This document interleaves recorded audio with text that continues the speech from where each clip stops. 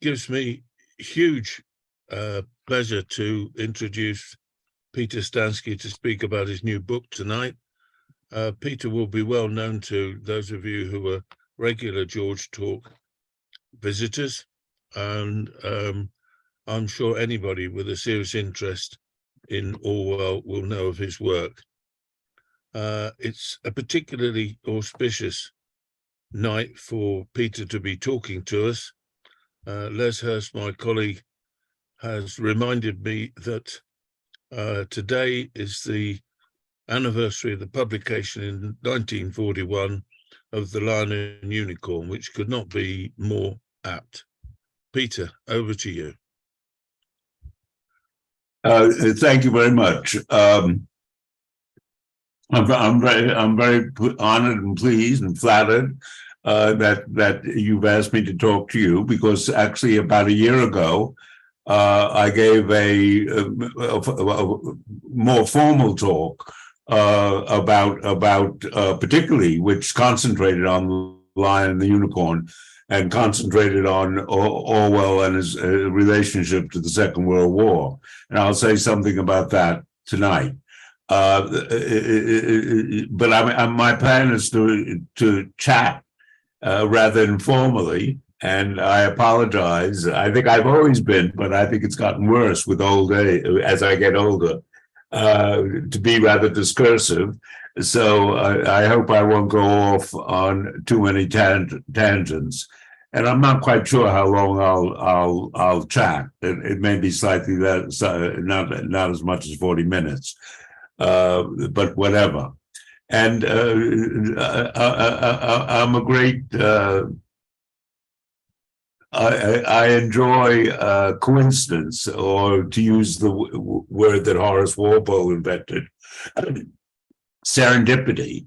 And the two images, which generally, I'm not showing slides or anything, but the two images that generally my body is now obscuring, that hang directly behind me, is the picture that I have extracted from the well-known photograph of him as a Burmese policeman. And I think in a way, it symbolizes the title of the book, The Socialist Patriot, because I'm sure most of you recognize this, although it's not a picture that it doesn't automatically suggest Orwell. I mean, he looks more like, the bright young Englishman. And of course, this is a photograph of him. I don't discuss this very much in the book, but of course, as you all know, this is the photograph of him when he was a policeman in Burma, and he couldn't have been more pursuing a patriotic, or at least military role in his life than during that period. And the other the coincidence that I like is directly hanging above it, which fundamentally has very little Orwell connection, is a photograph of somebody else that I've written about, of course, who was very much involved in the Spanish Civil War. This is a famous photograph taken by Ramsey and Muspratt of John Cornford and Ray Slade, the mother of his son. It had the title The Islanders. And as some of you may remember, which I think is very apropos to my theme, Orwell, I think, as far as I know, only once, but you can all look it up thanks to the magnificent Peter Davison editions. He wrote about John Cornford, and he wrote particularly, I don't think I agree with his interpretation, but he wrote particularly about the famous poem, The Last Mile to Huesca, that John Cornford wrote about the Spanish Civil War. And he said, this is a public school poem. this is a poem that's similar that Newbolt might have written. I don't think I agree with that, but nevertheless, the point that even Cornford, who was a devout communist, would be seen by Orwell as sharing this what we're going to call it, sort of essential Englishness of a certain sort, upper class Englishness. I think it's significant. Well, in any case, when I spoke before, of course, my book had not yet been published.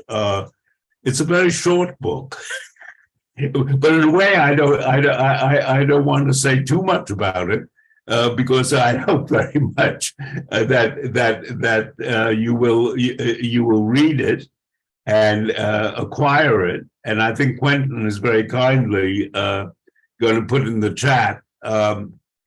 Well, I think if you click on it, you'll probably get information.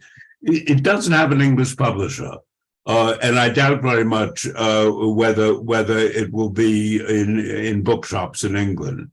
On the other hand, the press has run ads in the London Review of Books and the Times Literary Supplement for it and other books, and it says that the book is available via something called Combined Academic Publishers, that has a website, Combined Academic, one word, with a capital C, .co.uk.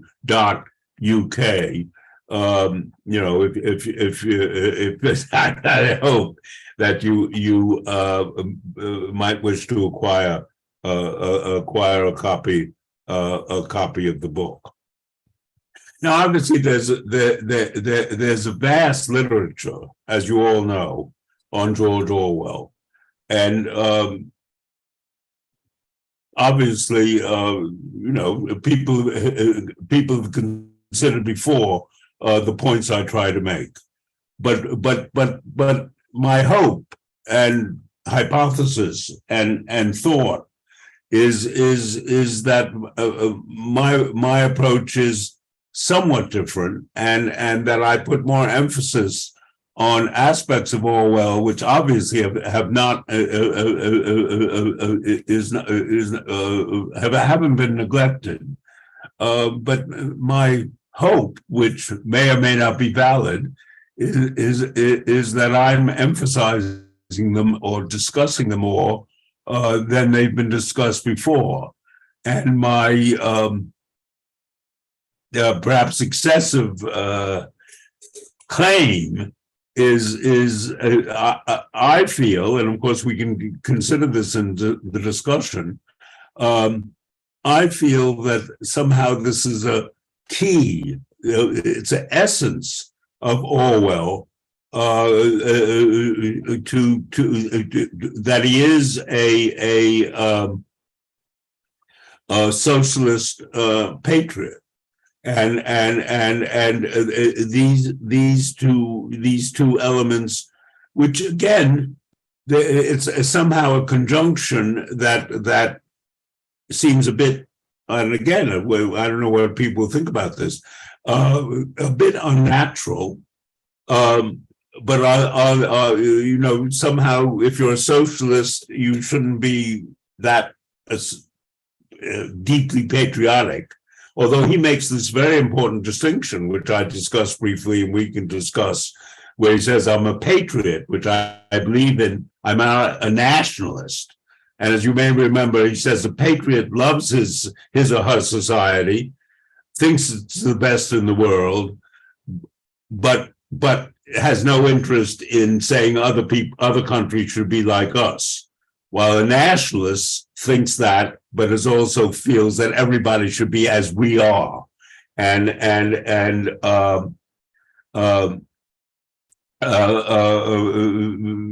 in many ways it's also, as I say, just mentioned in passing in the book, it's not unknown. I think Cobbett was like that.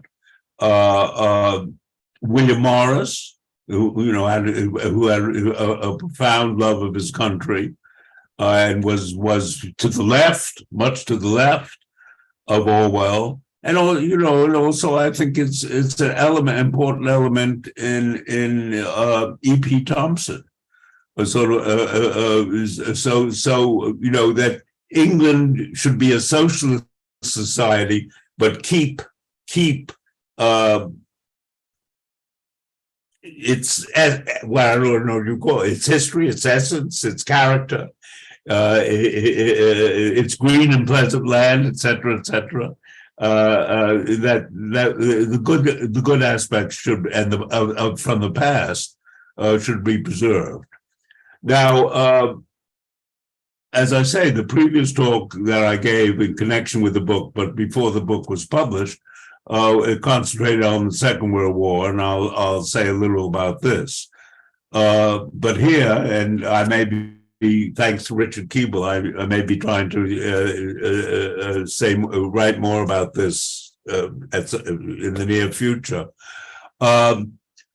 His connection with two things, which I begin the book with, and I feel have not, though obviously not ignored, have not been paid enough attention to. First, Orwell's class position. I think some people see him, which I think is totally wrong. Some people see him as an outsider, but in many ways, he couldn't be more of an insider. By heritage, and of course, a very interesting development now is the awareness that it was all gone by Orwell's time, but in his branch of the family, but that the family wealth was based on the activities in Jamaica, obviously deeply involved with slavery, of his great-great-grandfather, Charles Blair, and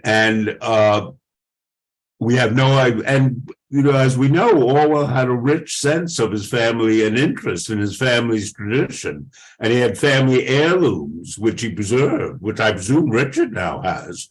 But to what degree? I mean, to me, it's a wonderful example how present concerns legitimately shape our interests in the past.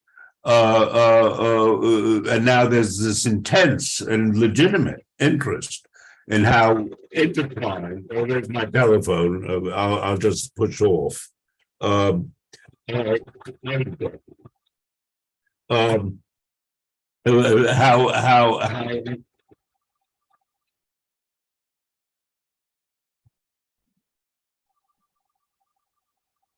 well, on Zoom.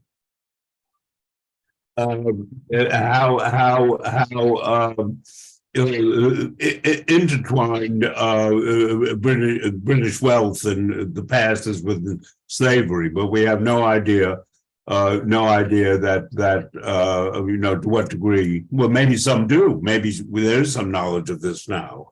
How aware or what feelings Orwell himself had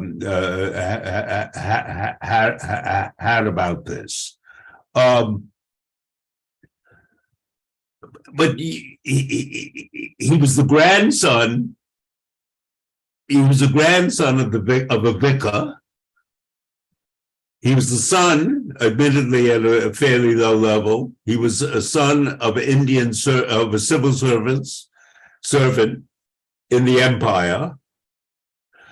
And as he himself said, the famous phrase, "I'm a member of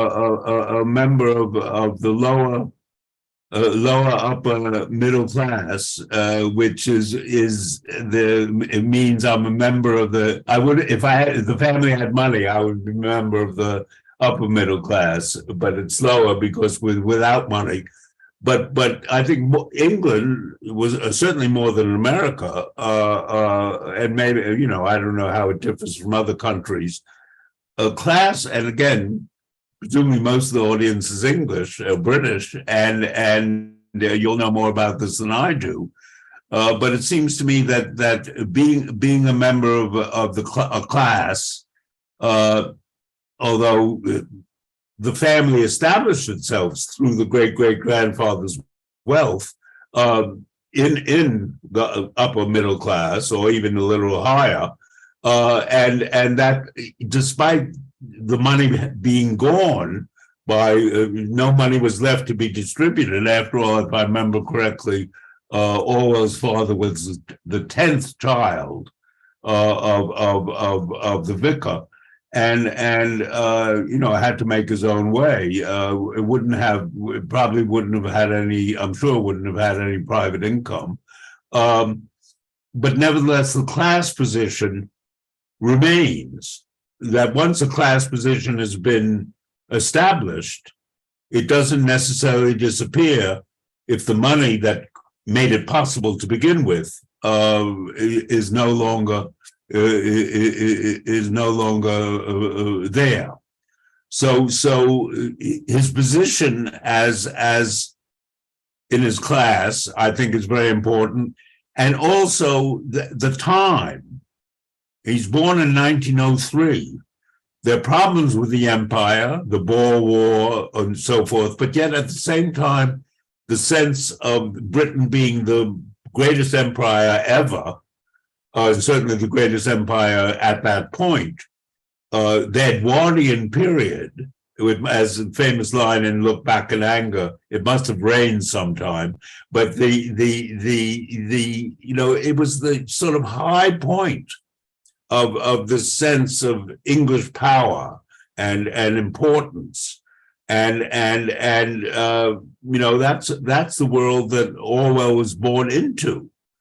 And then, of course, it couldn't have been more powerfully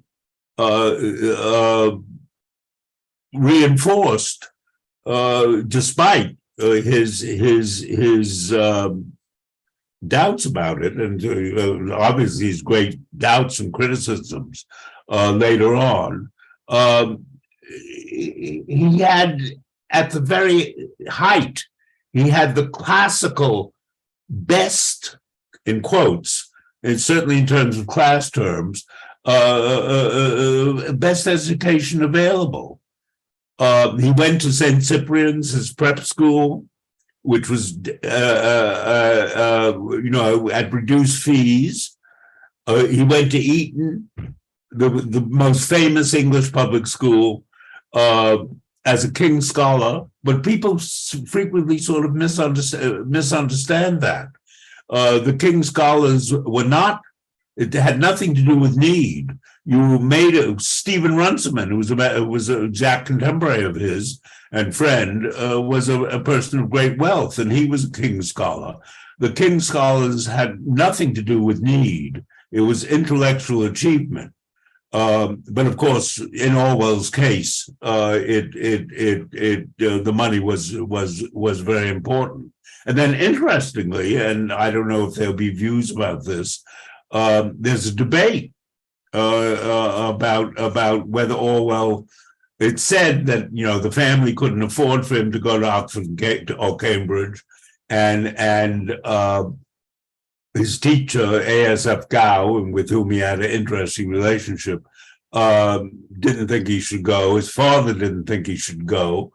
There's some thought that he wanted to go and that his mother thought he should go. The Kintha Bunnacombe apparently thought he wanted to go to Oxford and Cambridge. And my thought is that if it was felt he should go to Oxford and Cambridge, the money could have been found, and it wasn't automatically. It's sometimes assumed that automatically it wasn't an option. I don't quite agree with that. So, and also, of course, as I also discuss in the book, this is he's at St. Cyprian's and Eton during the First World War, and these schools were one aspect of these schools. I think you'll agree is to train the students not only in the classics, which I think is also important in shaping one's writing style.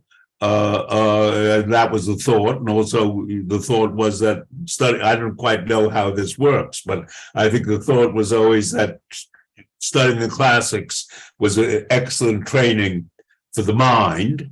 That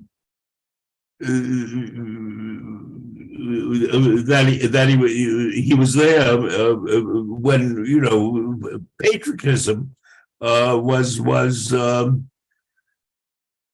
couldn't have been more important and or more prevalent. And after all, the First World War breaks out, and as you all know, and of course, you know, I'm very proud that in fact, thanks to a hint by Ian Angus, that Billy Abrams and I were the discoverers of unearthed Orwell's first two publications.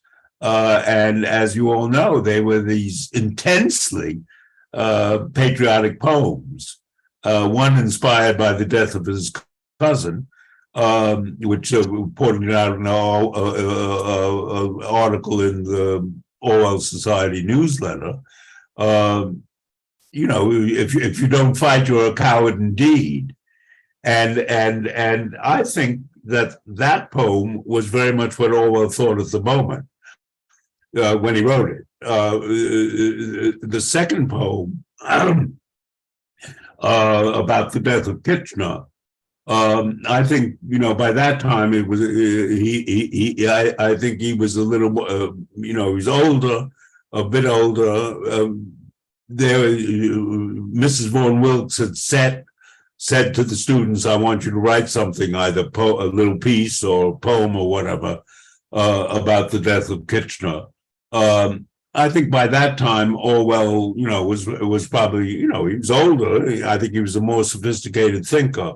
Maybe the intense patriotism of the poem might have been more imposed than it was in the first poem.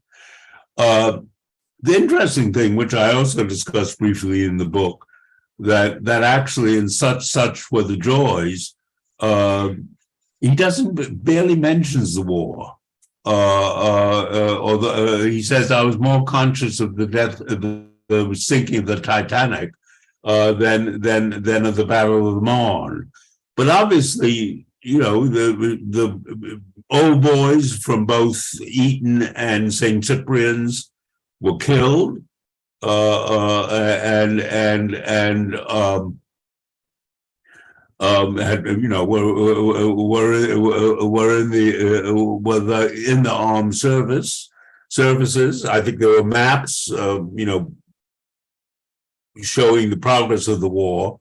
The cadet corps that Orwell was, I don't think there was a choice, but he was a member of the cadet corps at St. Cyprian's. And I love it. I can't quite visualize it. Apparently the boys were knitting socks for the troops. And they provided an honor guard at a hospital where soldiers were recuperating. They provided an honor guard when the king and queen came to visit. So he grew up when the empire was at its most intense, and he grew up during the First World War, and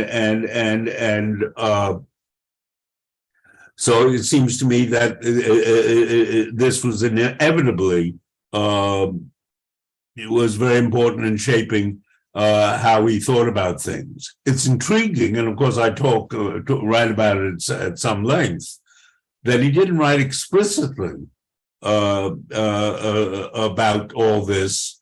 He didn't write about it in such were the joys, as I say, to any extent. He did write about it, and interesting that it's the time when the Second World War is breaking out, in that very important brief essay with its wonderful title, a very appropriate title for my theme, that essay, which I'm sure you all know, My Country, Right or Wrong, in which he says that you know, he bought a rifle when he was 10 without any trouble. He was a member of he was involved in, I've forgotten, he joined the fight, the We Want Aid and We Won't Wait. about building more battleships. And, he talks about how, as I see it, an intense patriotism was acquired by him when he was growing up. And I think that's very vividly clear in that essay, My Country, Right or Wrong. And also, as Quentin mentioned, today is the anniversary, which I talked about at some length to you a year ago, whatever. And the title is so emblematic. The Lion and the Unicorn.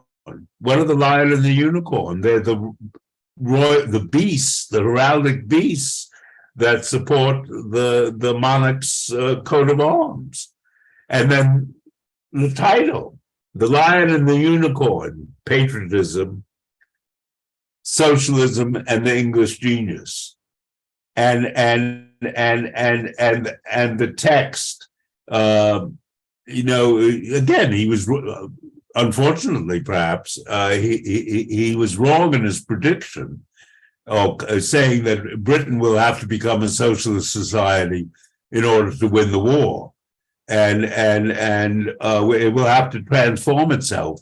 But as I think I say in the book, it's as if he uses Burkean imagery about extending into the past, and it's almost as if he's a combination, improbable combination of Edmund Burke and Thomas Paine in the Lion and the Unicorn. But I jump forward to the Second World War, but I won't say much about that as I've talked to about it before. And of course, I don't want to say everything that I've said in the book, which the book is very, very, for better or worse. The book is very, very short. It's in a series called Stanford Briefs. So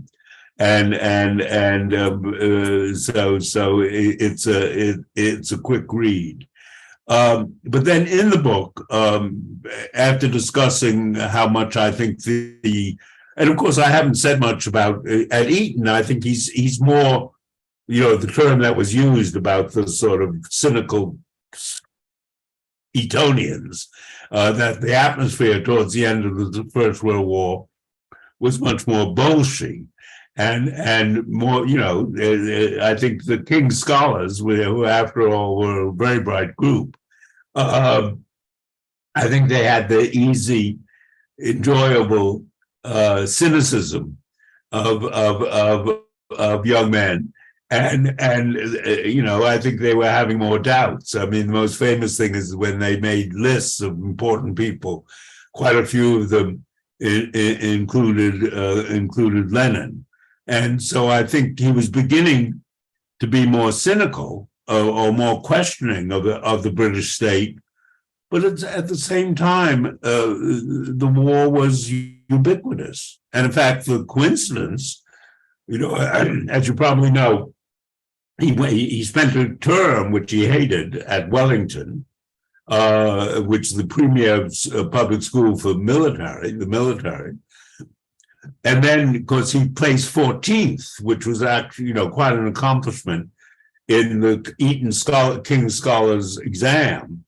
But then a place became available, because they only would admit 13 new scholars. A place became available because somebody had left from the top of the school, from the top of the King's Scholars list, no doubt to enlist or join the army. So in a way, Orwell could go to Eton. The person might have been leaving anyway, but my assumption is that his leaving with the person who left was precipitated by joining the army. I say I have the figure in the book. I think something like 1,300 Etonians were killed in the First World War. And Etonians, think with not total lack of justification that they run the country. I must have to regret my favorite line, which I think I quote in the book, is John Strachey said somewhere, that some of you may know this, that if Britain is ever a communist state, half the cabinet will be old Etonians, which I think gets to the essence of this sort of thing. In any case, in the book, I then talk about Orwell and the Spanish Civil War, which of course has been written about extensively, partially by me, and there's no question. I think sometimes it's exaggerated, or Orwell became an intense anti-imperialist.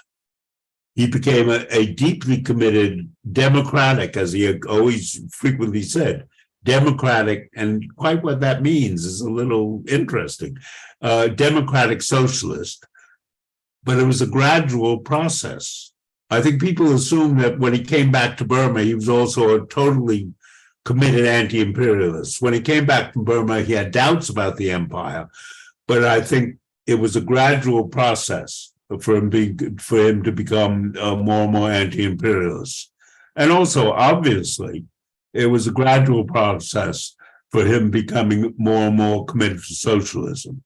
But there's no question, because he said so explicitly, and I think a letter to Cyril Connolly, that it was the empire, that it was the Spanish Civil War that finally, and the Spanish Civil War was so crucial in I think absolutely committing him to socialism, but also because of the activities of the communists and the Spanish government, manipulated by the communists, how fragile and how at risk and how easily destroyed socialism could be, which of course is the great message of both Animal Farm in 1984. And I think, in my view, although people on the right like to sing otherwise, and I think because of his patriotism and his anti-totalitarianism, that he's co-opted, in my mind, totally erroneously, by the right, but of course, both that socialism is what should happen, but it's so easily corrupted and upset and destroyed. That's obviously from his experience in the Spanish Civil War. And as you all know, he then comes back and he has a brief, rather idiosyncratic, well, not so brief, a year or two, period of pacifism. But then with the signing of the Nazi-Soviet pact, and of course the outbreak of war, he totally abandons his pacifism and says, "I'm willing to die. I would want to fight. I want to fight for my country." And he was turned down for medical reasons, but as you all, in age, I guess, to a degree, and as you all know, he became an important training member of the Home Guard. So his thoughts about the war and his experiences about the war, the Second World War, I think were also profoundly important in making him a socialist patriot. And of course, I don't talk, again, so much has been written about this. And as you probably all know, the Oxford English Dictionary gives Orwell credit as being virtually the first person in a review he wrote. So it was a rather comparatively obscure publication. He coins the term the Cold War, and so obviously the Cold War is an extremely important aspect. It's said, I think, legitimately, that 1984 is the single most important cultural document of the Cold War. And, both in, of course, animal farm, which I don't know what's true in England, and I don't know if it's still true in the United States. I think virtually every high school student may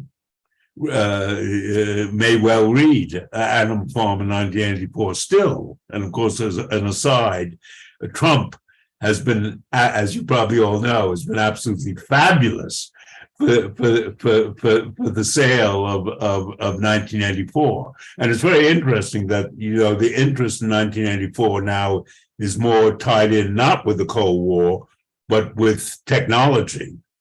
Computers are taking us over.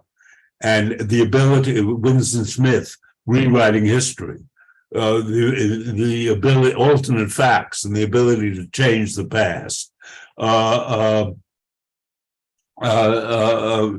in its time, and obviously it's shaped by Orwell's detesting, quite rightly, the role that the Soviet Union played in the Spanish Civil War, and its portrayal of the socialism that was in its beginning. But it's also frequently forgotten, I think. Orwell didn't want to topple the Soviet Union. He couldn't disapprove more of it and its influence and its power in Eastern Europe, and he very much opposed its taking over. Taking over the Eastern European states. But he never, contrary to the people on the right like to say about him, he said, "I have no interest in. I don't believe that the communist state, the Soviet Union itself, should be overthrown."